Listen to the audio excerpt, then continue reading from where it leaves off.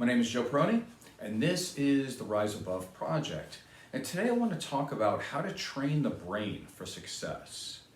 Three things that you can get out of this show are, if you can train the brain for success, you'll be able to choose better partners in your life. And you'll also be able to be a better partner for somebody else. Also, you're going to know the difference between things that are a waste of your time and things that you might want to spend more time on because you do have direct control over them. So why do I want to do this show? Well, as a personal trainer and as a licensed marriage and family therapist for over 30 years, when I see somebody new, I usually start off by asking them, how can I be of service? How can I help you? And I give them, as much as I can, a very safe, non-judgmental space so they can explore their feelings, their emotions, their perceptions of the world, and what they see their problems are. And more often than not, the answers that I get is that they complain about their partners, they complain about their parents, they complain about school, work, their boss. You name it, they complain about it. Social media, the news in the world, the internet. And I'm not saying that there's not anything negative there. Of course there is. I'm a human being. I understand all that. However, is that conducive to living a better life by worrying about everything else in the world rather than the most important, which is themselves? So what I would seek to do is to have people stop pointing fingers and start to take responsibility. Many times when I'm doing couples therapy, what I'll have is two people, and they come in with something like this. And they unroll this type of thing, or this notebook, or sometimes now because of their phone, they get that, you just type into it. They'll come up with a laundry list of problems, kind of like a Carfax of the history of their relationship and the history of their partner, and all the ways that they want me to fix the person over there. And like I'm some type of mechanic that just is fixing an inanimate object. And they're forgetting that they're part of all this. They have a long history. They chose the person that they did. But there's really no awareness to the thought that they're involved in all these relationships that they name. So that's what I want to do today. I really want to get down to what we can do to train the brain for success, because there's things that are worth worrying about, and there are things that are not worth worrying about. So let's take it from the top. You need to know this. This is really important. Right at the top. What is under your control? It seems like there would be an easy answer, but most people don't get the answer. So let's go over this. What is under your control is your values, your virtues, your principles, your opinions, your goals, your boundaries, your thoughts, behaviors, the standards that you set, where you focus your energy, what you're willing to put up with in a relationship with yourself, and what you're willing to put up with somebody else. And I can give you a few more that will help you even live a good life, to, let's say, to stay out of poverty, for example. And all these are basically under your control that I don't think people talk about enough. So I don't like to give advice, but you can use this as quasi-part advice here. So here are 5 things that are basically under your control that you can stay out of poverty and at least be somewhat financially secure. So number 1, say yes to education. So get an education, that's under your control. Number 2, get a job. That's mostly under your control. Number 3, do not have children unless you can support them emotionally and financially. Now, I know that's not totally under your control, right? Because if you're using birth control, it's still about 98% effective, so there's 2% where I'm wrong, where it's not under your control. But time and time again, I work with people, and it's really difficult because you're working with someone who's 22 years old and has 3 kids already. And the way they've trained their brain is for somehow birth control is not a thing. So then I can't moralize on somebody, but I would say, have you considered abortion? And they would say, no, it's against my religion. Okay, I agree with that, that's fine. But if your religion tells you that abortion is wrong, how do they feel about premarital sex? We forgot about that part. That's why we have to really zero in on training the brain for success and not just pick and choose things based upon our feelings and emotions at the time. Number 4, stay away from drugs and alcohol. And number 5, choose a partner who lifts you up and makes your life better. Do not choose a person who's actually going to be a dependent or they act more like a child. Now, I understand people go into bars or churches, wherever you go, to meet people. I understand that. But that should be to meet people. It should not turn into an adoption agency where you're trying to find anybody, no matter what. And if they don't have a job, it's still good with you because maybe something in your past, like low self-esteem, makes it okay because you're going to change somebody. And that's why we're talking about this today. Is changing somebody under your control? No. So if you want to seek a good partner, and there's nothing wrong with that, I think we all want that, you would probably want to seek somebody that can take care of themselves, who is independent, who can add to your life. So let's take this from the top. Again, so what is out of your control? Well, pretty much all of the things that I just mentioned, but for somebody else. Here's the example. What is out of your control is somebody else's values, virtues, goals, opinions, their boundaries, their thoughts, their behaviors, their standards, and where they focus their energy. So it's the exact opposite. But when I see clients time and time again, they spend most of their energy trying to figure out how to change their partner, and they're worrying about what their partner thinks about or where they're focusing their energy on or their thoughts, their behaviors. That's not where it needs to go, all of our energy. Why? Because it's not in your control, so it's an absolute and complete waste of time. Some other things that are out of your control, your past. So we shouldn't worry about our past. Now, if you want to live in the past a little bit, I think we all do. We can be sentimental. We can do that. I don't think there's anything wrong with having good recollections of our past. There's nothing wrong with that. But I think overall, if something was negative, we can't harp on that because there's no way to change that now. So I would say, stay in the past long enough to learn from it and then move on. Also, another thing that we can't control is our future, because we can do what we can to have a better future, but we need to do that in the present time. And sometimes life gets in the way and things work out in a certain way. So we can't always be tied to the outcome because it's not under our control. How hard we work and the things that we choose to do, that is under our control, and that's the best we can do. So we can do the best we can do in the moment, try as hard as we can to do the right things, and we have to have some type of hope and faith that it comes out well in the end, but we do not have full control over the outcome. So we have to release our trying to grip that to death because it's unnecessary and it's a complete waste of time. Now, physical health. Physical health is actually, I would say, a middle ground. Now, the ancients, like the Stoics, they would say that we have no control over our health. And what they were talking about, at least I believe what they were talking about, was that bad things happen to good people, right? Sometimes, like there are accidents, right? You can't control that. The other thing you can't control is your genetics. Sometimes that is just what it is. Where I differ with the ancients and the Stoics is that you do have control over your physical health. You control what you eat every day. You control what you drink every day. You control your physical activity.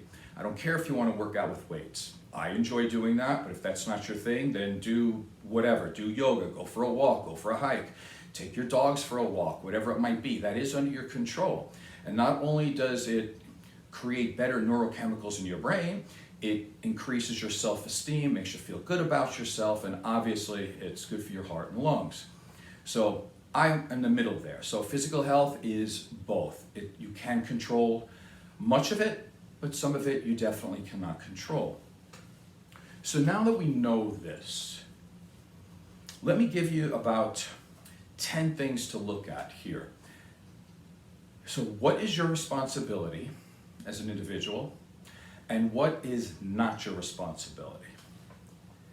Number one, it is your responsibility to heal yourself. It is your responsibility to change yourself. And we're talking about mentally, physically, emotionally, psychologically, financially. That's a big one. So what's not your responsibility?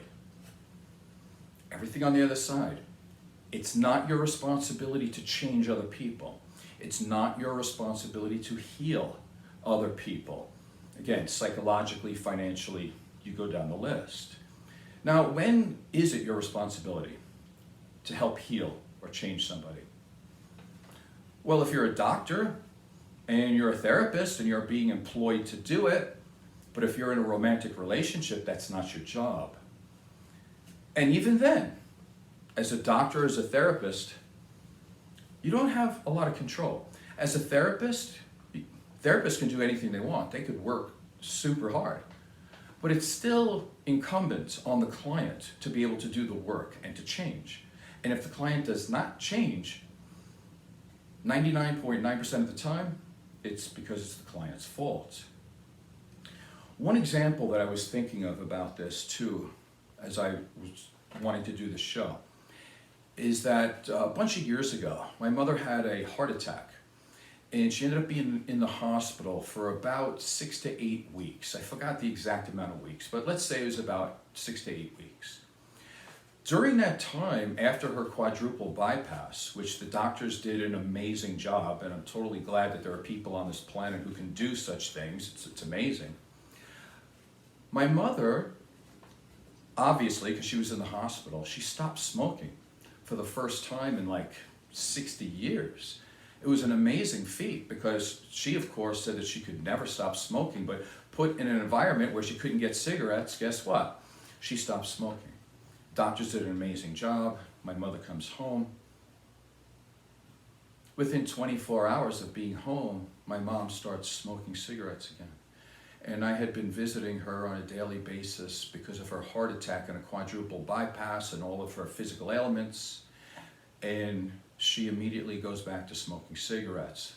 Again, within a day of her leaving a hospital where she was stuck for like 8 weeks. So did the doctors change her? Essentially, no. I mean, they cleaned out some stuff and they did an amazing job, but overall, no, they didn't change her. Because you can't change people. She immediately went back to her old habits, no matter what. Number two, what is your responsibility? It's to act in your best interest depending on what your needs and your desires are. It's not your responsibility to please others at your expense. Now, this is difficult because people will ask you for a lot of things. It could be fill in the examples for you. I can't name every example in the world, I understand that. But if you do okay, people are probably going to ask you for money. They'll do things like that. Now you're going to have to guard against your own guilt. It is not your responsibility to pay off everybody's debts and bills. Sometimes they've made mistakes that put themselves in that position, and sometimes maybe they didn't. But either way, it's a decision that you have to make depending on your interest, your desires. But you should not be guilted into doing something. You should not be guilted into pleasing somebody else, especially at your expense. Number three, it is your responsibility to respect yourself and respect your time. It's not your responsibility to make things work by spending your time and effort on a person or people who don't give back, where the relationship is not mutual and it's not reciprocal. We see this all the time. There's a lot of people that get into relationships because the number one thing is the relationship, holding the attachment together, whether they're happy or not. And they think that the more that they give, this other person's going to turn around and love me more. Most of the time that doesn't happen like that. And again, if you have a rough background where you needed to keep the peace in a household, in your family of origin, you're going to be used to this. You think this is normal. And it was. And you needed that as a survival skill. But when you're in a relationship, you're an adult now. You can choose who you want to be with. And you should probably choose somebody who you can be yourself with, who you don't have to give all the time with someone who's not giving back. If we were talking about money, what would happen is you would be bankrupt because you keep spending, but you're not getting anything back for your investment. So in terms of money, we would never tell anybody to do that. You would be a fool. But in relationships, we kind of just naturally do that because so many of us have been traumatized when we were children, and we think that's the only way we can keep a relationship together. Number 4, it's your responsibility to be true to yourself or be true to your authentic self. It's not your responsibility to continuously compromise to keep the peace. We kind of touched on this a little bit before. Again, people who are codependent, they tend to do this because they want peace in the household. Typically, you'll see this with someone who grew up, if there was a person who was drug dependent or alcohol dependent in the household, and you're trying to manage the other person's emotions and feelings, so you don't have boundaries. Your boundaries turn into Swiss cheese because you can't put up a boundary because there might be some type of punishment to pay. And you're just trying to be loved and you're trying to keep the relationship going in the house. You're trying to stay safe. But as an adult, when you're allowed to choose who you want as a partner, this should not happen. Again, if we train our brain for success, you're going to choose a better partner, but you'll also be a better partner. And when you are a better partner, you're not going to put up with this stuff. Number 5, you are responsible for being yourself and to set healthy boundaries. You're not responsible for living in fear of offending somebody or expecting punishment from them, whether it's physical or emotional. Or you should not be expected to be walking on eggshells or tiptoeing around somebody just so they don't lash out at you. Again, that's not part of a good relationship. Now, it's not only not your responsibility to see that their emotions are okay, and so you tiptoe around them. It's also not your responsibility to fix their problem. Because I can tell you this from, again, being a therapist. If that person comes to therapy, they're complaining about you. They want more from you, not less. And they're not thinking, wow, why am I offended all the time? Wow, why am I in fear and anxiety all the time? Why am I trying to manipulate, coerce, control my partner? They're not saying that. They're saying that you're still not good enough. You jumped 5 feet, they want you to jump 10. That's what they'll come into therapy for. Not all the time, but most of the time. Number 6, you are responsible for being the best version of yourself. You are not responsible to be molded, to be manipulated, to be coerced and controlled into being the best version for somebody else. I know I'm showing my age here, but the Stepford wife comes into mind for me here. You don't have to be submissive to your partner to make them feel good at your expense. Your job is to be the best version of yourself. That's your responsibility. That's it. It's their responsibility to be the best version of themselves. So if they go out of the way to manipulate you, it's because they have no thought or inclination to change. And that's worrisome. Number 7, it's your responsibility to be responsive to the needs of others. Just being a decent person. However, it's not your responsibility to be expected to be a mind reader by being able to guess somebody else's needs and being punished for that. Again, we're adults here. Everybody should be responsible for themselves.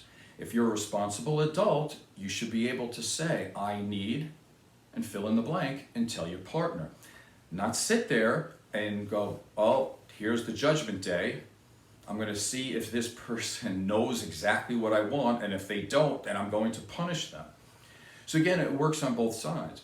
It's your responsibility to be responsive to others. But if they're not being responsive to you, that's not your fault. If you're getting an answer like, well, if you did this better for me, I would be more responsive. If you did this better for me, I wouldn't try to manipulate and coerce you. If you were a better person, I wouldn't be so mean to you. Anyway, it's garbage. Okay, I was going to say something else. But that is no way to run a relationship. Again, train the brain for success. Each person is responsible for their emotions and feelings, and they're responsible for their behaviors to themselves, but they're also responsible for how they act and their behaviors towards their partner. Number 8, you are responsible for saying yes or no, depending on what you're capable of and how you feel. You are not responsible to say yes or to say no because you're afraid to disappoint somebody or you're going to have some type of negative punishment or backlash. Again, you're entitled to say yes, you're entitled to say no. And by the way, it sounds like a cliche, but the word yes and the word no in therapy is a full sentence. You don't have to justify it. You don't have to say, but this, and I did it because of this, and oh, I'm so sorry. You don't have to do that. It's just a no. Or, yes, I'd be happy to do that. Either way. Number 9. It is your responsibility to accept who you are and to respect and to accept your truth. However, it's not your responsibility to hold it inside to yourself. It's not your responsibility to hide your truth to appease other people. I've seen this a lot, in my life too. I'm going to throw it out. I could name examples, but it's always easier to use myself, even though somebody out there might say, oh my God, like, why is he? Yeah, it's because it's easier that way because I know myself. Like, I came from a family that was poor, so when I started to make more money, I noticed that I was much more able to be happy around other people, other, say, colleagues that were in the same business as me, because they were accepting of me doing well. Whereas at home, when they weren't, let's say, family wasn't doing so well, they would look at me and go, oh, it must be nice, it must be nice. Now, looking back on it, what's my responsibility? My responsibility is not to appease my family, to try to make them feel good, and to try to make myself feel nice and small and uneducated and stupid for them so they can feel a little better. It's not my job. Although I didn't know what I know now, back then I did that. And it doesn't feel good, so now I'm telling you. If you're going to do that because you fear the backlash from your family, at least know why you're doing it. In other words, have self-defiance and say, I don't feel bad about myself, I feel really good, but I'm going to say these words to appease my parents, but at least know inside, and you should not have any reduction in your self-esteem to be okay with your family. This happens a lot. So let's look at number 10. You are responsible for your happiness, and you're also responsible for being able to accept the love that's given to you. So if you want to be in a good relationship, you want to be a good partner, you have to be able to accept the love that's given to you. Say thank you when somebody compliments you, and to be able to accept whatever it is that comes your way. It's not your responsibility to coddle others who might be jealous of you or envious. Now, I have kind of a funny story about this, and it has nothing to do with romantic relationships, because I think all of these things that I'm talking about today, about training the brain for success and what's in your control, what's not in your control, works in all relationships. So I want to talk about one because I just think it's so funny. So I have this friend that shall remain nameless, but he is a very advanced person in his field, and most people know who he is. So when we go to concerts together, and that this is his element, many people recognize him. And it's very strange going to some type of music event with him, because people stop him all the time and they want to know, whatever. They ask him questions, they want an autograph, this type of thing. And this happened a couple of times when we went out. And here's the thing. I loved it. I love that my friend, who has worked so hard since he was a little kid, is getting all the accolades that he deserves. I love the fact if he makes money, I don't even know how much money he makes, doesn't matter, but if he makes millions of dollars, I'm thrilled for him. But what I'm also happy about is that people recognize him and they say how important he is to them. And it's really, it's a great thing. I love to watch that. It's just joyful for me. One day, we were going backstage to go see The Who, and we got near the elevator that was blocked off because only VIPs get to go. So we were going to go back there, and there was this really big guy. He's guarding the elevator. And as we were approaching, this guy opens up his arms, and he's like, "Oh, what a great night. I get to see, one of my idols. This is amazing." And he goes to put out his hand, and my friend goes to put out his hand, and the guy grabbed my hand. And it was just so funny. He grabs my hand and he hugs me, and he's like, "Oh my God, 3-time Mr. Nevada." He goes, you're a legend here. You've won all these shows." He goes, "This is great." He goes, "I just thought you would be taller though." Anyway, the point that I'm making at is that my friend looked at me and he smiled. Like he immediately thought it was going to be for him, but it wasn't. But he was still happy, and he was happy for me. And that's the way friends are. So again, it's about being happy for other people. It's about when you do well in life, that you shouldn't have to coddle people who supposedly love you. They might be jealous, they could have envy, they could have anything they want. That's on them. That's not your responsibility. If you have a chance, and I believe you do if you're listening to this, to pick a partner, you really want to go through life with somebody who wants to shine a light on you and say, "Oh my God, there he is, there she is," and just be so proud of what you do. Because people who have a lot of insecurities and pain from their childhood, not all of them, but some of them, have a lot of difficulty being happy for people around them who are happy. And so again, it's not your responsibility to coddle them. It's not your responsibility to diminish your smile. It's not your responsibility to stop doing the things that make you you. It is your responsibility to do the best that you can at what you do and what you love, and to fully embrace and accept all the love that comes in your direction. I hope today was valuable today. My name is Joe Peroni, and this is the Rise Above Project. And if you liked it, please subscribe and tell a friend. Thank you.